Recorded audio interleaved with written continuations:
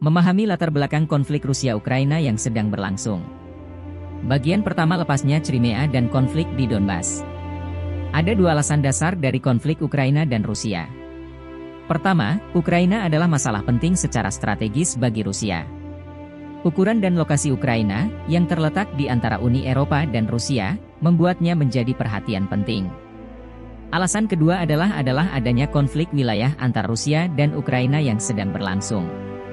Saat ini Rusia mengendalikan Crimea dan ada dua wilayah di sebelah timur Ukraina yang disebut Donetsk dan Luhansk. Jadi kedua negara bersama-sama membentuk wilayah Donbas di bagian timur Ukraina. Ukraina dulunya merupakan bagian dari Uni Soviet. Setelah tahun 1991 Ukraina menjadi negara terpisah dan menyatakan dirinya sebagai negara independen pada tanggal 24 Agustus 1991. Ukraina memiliki hubungan sosial dan budaya yang kuat dengan Rusia, dan bahasa Rusia banyak digunakan di sana, terutama di bagian timur Ukraina. Lebih banyak orang yang berbicara bahasa Rusia di sana dan kelompok etnis Rusia adalah yang terbesar. Seperti hal umum di daerah perbatasan adalah adanya kelompok-kelompok yang bersifat politis maupun bersenjata yang memiliki kepentingan regional mereka sendiri. Ini berarti ada kelompok politis maupun bersenjata di Ukraina bagian timur yang pro-Rusia. Jika melihatnya dari sudut pandang geopolitik, tidak ada yang harus terkejut jika para politisi Rusia di Moskow mendukung kelompok-kelompok ini yang berbicara bahasa Rusia di Ukraina Timur. Sebagai hal yang wajar dalam geopolitik.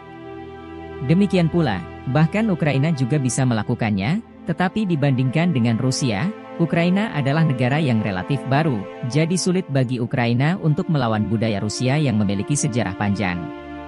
Karenanya, demokrasi liberal Barat melakukan pekerjaan itu untuk Ukraina dan memberikan dukungan ideologis kepada Ukraina untuk menentang budaya Rusia.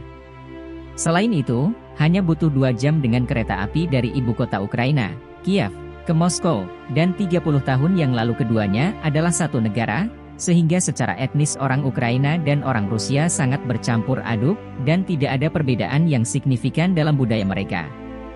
Dari perspektif politik dan kepentingan nasional Ukraina, kelompok-kelompok yang berbicara bahasa Rusia di Ukraina Timur dan mendukung Rusia disebut sebagai pemberontak dan separatis.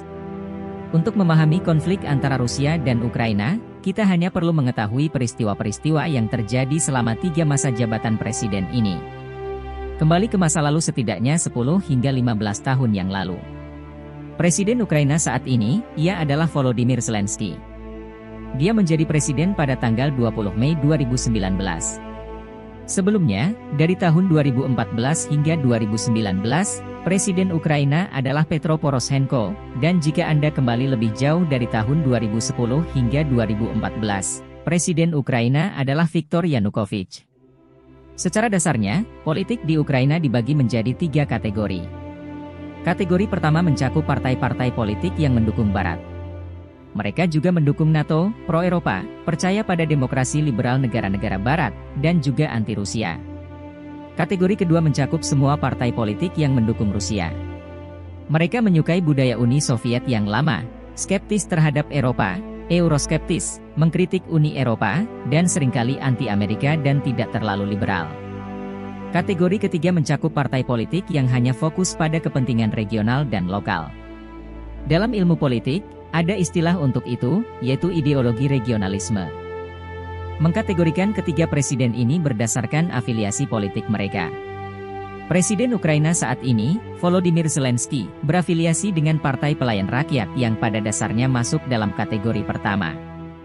Mantan Presiden Petro Poroshenko berafiliasi dengan Partai Solidaritas Eropa. Dari namanya, Solidaritas Eropa, Anda dengan mudah dapat menyimpulkan bahwa ini juga masuk dalam kategori pertama. Mantan Presiden Viktor Yanukovych, pada tahun 80-an, dia menjadi bagian dari Partai Komunis Uni Soviet. Setelah Ukraina merdeka, dia bergabung dengan partai politik bernama Partai Wilayah pada akhir tahun 1997, yang kemudian menjadi partai terbesar di Ukraina antara tahun 2006 dan 2014. Partai politik ini pada tahun 2014 bergabung dengan partai politik lain bernama Platform Oposisi untuk Kehidupan. Partai ini pada dasarnya adalah partai pro-Rusia, anti-Amerika, dan euroskeptis. Viktor Yanukovych memenangkan pemilihan pada tanggal 25 Februari 2010. Pemilihannya umumnya dianggap sebagai bebas dan adil karena pada saat itu dia cukup populer. Salah satu alasan popularitasnya juga bisa diberikan kepada pemerintah pendahulunya yang tidak kompeten dan sedang mengalami masalah internal. Itulah mengapa Viktor Yanukovych menjadi kandidat presiden favorit Ukraina. Begitu dia menjadi presiden pada Maret 2010, pada tahun yang sama dia melakukan beberapa kesalahan atau kekeliruan, yaitu 1 bulan setelah memenangkan pemilihan, pemerintahannya menandatangani perjanjian penting dengan pemerintah Rusia di kota Kharkiv. Pada saat itu, Dmitry Medvedev adalah presiden Rusia, dan Perdana Menterinya adalah Vladimir Putin. Menurut perjanjian ini, Rusia setuju untuk mengurangi harga gas alam yang dijual ke Ukraina sebesar 30%. Sebagai imbalannya, Rusia menginginkan pemerintah Ukraina memperpanjang sewa pangkalan Angkatan Laut Rusia di Laut Hitam di Sevastopol, Ukraina, selama 25 tahun. Perlu kita tahu, setelah berakhirnya Uni Soviet pada tahun 1991, Ukraina yang baru merdeka memiliki banyak masalah dengan Rusia. Salah satunya adalah bagaimana membagi armada Angkatan Laut Rusia di Laut Hitam di antara kedua negara. Oleh karena itu, kedua negara tersebut memiliki pengaturan di mana Ukraina setuju untuk membiarkan Rusia menggunakan pelabuhan Laut Hitam dan fasilitas lainnya di Crimea. Kesepakatan ini diperpanjang selama 25 tahun lagi pada tahun 2010 setelah kedatangan Presiden Viktor Yanukovych. Kesepakatan ini sangat dikritik oleh masyarakat Ukraina. Dari sudut pandang Ukraina, itu seperti memberi Rusia kendali atas Crimea sebagai pertukaran untuk gas yang murah. Bahkan Amerika pun memperhatikan kebijakan Yanukovych, dan Amerika Serikat tidak mendukung kebijakannya. Amerika Serikat selalu memiliki kepentingan di Ukraina. Ketika Ukraina merdeka pada tahun 1991, Amerika Serikat dengan cepat mengakui Ukraina dan memberikan dukungan penuh. Pada tahun 1994, Amerika Serikat membantu Ukraina dan Rusia mencapai kesepakatan tentang penghapusan sistem senjata nuklir Soviet di Ukraina dan memastikan keamanan bagi Ukraina. Perlu diingat bencana nuklir Chernobyl pada tahun 1986, itu terjadi di Ukraina. Amerika pun membantu Ukraina membersihkan limbah nuklir di Chernobyl setelah meledaknya reaktor. Amerika Serikat dan banyak negara lain telah menyumbangkan sejumlah besar uang untuk mengendalikan situasi tersebut. Setelah keluar dari Uni Soviet pada tahun 1991, dalam beberapa tahun berikutnya, Amerika Serikat memasukkan Ukraina ke dalam Traktat Non-Proliferasi. Pada tahun 1997, kemitraan antara NATO dan Ukraina mulai berkembang. Pada tahun 2003, Ukraina telah ikut mengirim ribuan pasukan di Irak dan mendukung invasi Irak oleh Amerika Serikat. Amerika Serikat selalu memiliki kepentingan di Ukraina, dan demikian pula Ukraina memberikan dukungan penuhnya kepada Amerika Serikat. Di sisi lain, Rusia selalu menentang campur tangan Amerika Serikat dan Uni Eropa di Ukraina. Ketika Presiden Viktor Yanukovych membuat perjanjian dengan Rusia dan memperpanjang sewa pangkalan Angkatan Laut mereka di Crimea, Amerika Serikat dan masyarakat Ukraina sama sekali tidak mendukung hal ini. Beberapa bulan kemudian, yaitu pada bulan Oktober 2010, Yanukovych mengubah konstitusi Ukraina dan mengembalikan beberapa ketentuan yang ada sebelum tahun 2004. Pada dasarnya, dia mengubah pasal 111 konstitusi Ukraina yang berkaitan dengan pemakzulan presiden. Hal ini menciptakan persepsi negatif di kalangan masyarakat. Sebagian besar penduduk Ukraina mulai tidak menyukainya. Partai politik oposisi dan masyarakat berpikir bahwa Yanukovych mencoba menjalankan Ukraina dengan cara yang mirip dengan Federasi Rusia. Beranggapan bahwa dia bisa mendapatkan lebih banyak kekuasaan agar tetap menjadi presiden selama yang dia inginkan. Setelah itu dia menghadapi banyak tuduhan korupsi. Banyak laporan media menyebutkan bahwa anggota keluarganya mendapat manfaat besar selama masa kepresidenannya. Hingga akhir tahun 2012, persetujuan dan popularitasnya merosot dengan sangat cepat. Untuk menyelamatkan citranya, dia harus melakukan beberapa tindakan untuk mengendalikan kerusakan. Sebagai upaya mengatasi kerusakan citra, pada awal tahun 2013, dia dan para menterinya sepenuhnya mendukung penandatanganan perjanjian asosiasi Uni Eropa. Ada dukungan signifikan dari masyarakat Ukraina. Yanukovych dan pemerintahannya sepenuhnya mempromosikan kesepakatan ini. Bahkan mayoritas masyarakat memiliki keyakinan penuh terhadap Yanukovych, Karena perjanjian asosiasi Uni Eropa ini bukan hanya kesempatan untuk reformasi ekonomi Ukraina, tetapi juga dianggap sebagai pilihan peradaban. Mereka ingin menjauh dari budaya Soviet Rusia yang kuno dan beralih ke arah sesuatu yang lebih modern, seperti budaya Eropa. Namun, pada 21 November 2013, pemerintah mengabaikan janjinya dan menangguhkan penandatanganan perjanjian asosiasi Uni Eropa Ukraina. Ini berarti Yanukovych tidak memenuhi janjinya sendiri, dan hal ini menciptakan ketidakstabilan di Ukraina. Awalnya, ini hanya protes yang kemudian berubah menjadi kerusuhan, kemudian perlawanan sipil, dan akhirnya menjadi gerakan. Gerakan ini juga dikenal sebagai Gerakan Euromaidan, dan tujuannya adalah menggulingkan Presiden Viktor Yanukovych. Protes dan bentrokan berlanjut hingga Januari 2014. Pada bulan yang sama, Parlemen Ukraina mengesahkan serangkaian undang-undang anti-protes yang membuat masyarakat semakin marah. Para demonstran menduduki gedung pemerintah di banyak wilayah Ukraina.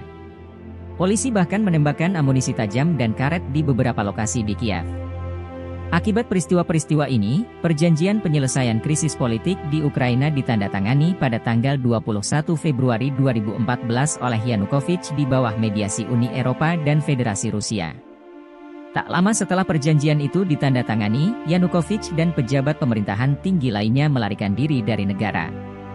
Setelahnya, parlemen mencabut Yanukovych dari jabatannya dan segera terjadi protes segar di Crimea serta di wilayah-wilayah Ukraina Timur di mana mayoritas penduduknya berbicara bahasa Rusia. Hasil jajak pendapat masyarakat selama protes pada tahun 2013, ditemukan bahwa sekitar 45 hingga 50% warga Ukraina mendukung gerakan Euromaidan. Dukungan terbesar untuk protes ini bisa ditemukan di Kiev dan bagian barat Ukraina. Persentase yang hampir sama dari masyarakat Ukraina bahkan menentang gerakan ini. Ada banyak studi lain yang menunjukkan bahwa masyarakat Ukraina memiliki pandangan campuran mengenai gagasan bergabung dengan Uni Eropa. Pada Maret 2014, Yanukovych dan beberapa pejabat pemerintahannya melarikan diri ke Rusia. Pemerintahan sementara di Ukraina diangkat, dan Petro Poroshenko terpilih sebagai presiden pada tahun 2014. Dia adalah pengusaha miliarder Ukraina dan juga merupakan pemimpin oposisi selama krisis.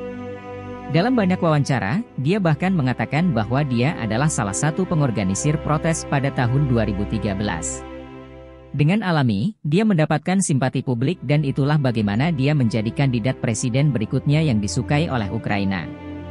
Ketika Viktor Yanukovych menandatangani perjanjian penyelesaian krisis politik di Ukraina, gerakan Euromaidan mencapai puncaknya, Yanukovych dan beberapa pejabat pemerintahannya melarikan diri dari negara. Ketika semua ini terjadi, protes keras sedang berlangsung di Crimea dan wilayah-wilayah Ukraina Timur di mana mayoritas penduduknya berbicara bahasa Rusia. Beberapa laporan bahkan menyiratkan bahwa akibat gerakan Euromaidan, pasukan keamanan negara Ukraina harus menggunakan kekuatan penuh untuk meredam protes. Ketika drama politik sedang berlangsung di Kiev, Rusia dengan strategis menginvasi dan merebut semenanjung Crimea dari Ukraina. Ini direncanakan secara strategis, pasukan Rusia yang berkamuflase mengambil alih Dewan Agung, yaitu Parlemen Crimea, dan menginstal pemerintahan pro-Rusia Sergei Asyon sendiri di Crimea. Rusia bahkan melakukan referendum di Crimea, dan seperti yang saya sebutkan, mayoritas penduduk di Crimea dan bagian timur Ukraina adalah penutur bahasa Rusia, jadi mereka memberikan suara mendukung Federasi Rusia dan pada tanggal 16 Maret 2014, kemerdekaan Crimea dinyatakan. Jika melihatnya dari sudut pandang Ukraina, mereka mengutuk hal ini dan bahkan menganggapnya sebagai pelanggaran hukum internasional. PBB juga memiliki pandangan serupa dan mendukung Ukraina, tetapi pemerintah Rusia membela tindakan tersebut dan mengatakan bahwa ada referendum yang sah di mana penduduk Crimea memberikan suara mendukung Rusia. Ini disebut prinsip penentuan nasib sendiri bagi bangsa-bangsa, atau disebut juga hak bangsa untuk menentukan nasibnya sendiri. Intinya adalah bahwa Rusia mengambil alih semenanjung Crimea pada Maret 2014. Di tahun 2014 adalah tahun penting dalam sejarah Ukraina karena 3 alasan: gerakan Euromaidan berakhir, presiden baru terpilih, dan Ukraina kehilangan Crimea. Pada Maret 2014, saat Rusia mengambil alih Crimea, Vladimir Putin adalah presiden Rusia. Jadi, apa yang dilakukannya adalah Anda bisa menyebutnya sebagai langkah politik atau apapun. Dia secara terbuka berbicara tentang melindungi hak-hak warga negara Rusia dan penutur bahasa Rusia di Crimea dan Ukraina Tenggara. Secepat setelah pernyataannya, kelompok etnis Rusia di wilayah timur dan tenggara Ukraina merasa terhubung. Krisis sudah terjadi di Ukraina dan di tengah-tengah itu, rakyat Rusia di Ukraina merasa kuat terhubung dengan pernyataan Presiden Rusia tersebut. Mereka merasa ada yang membicarakan tentang mereka, dan hal ini menciptakan perpecahan etnis di wilayah timur Ukraina, terutama di daerah Donetsk dan Luhansk.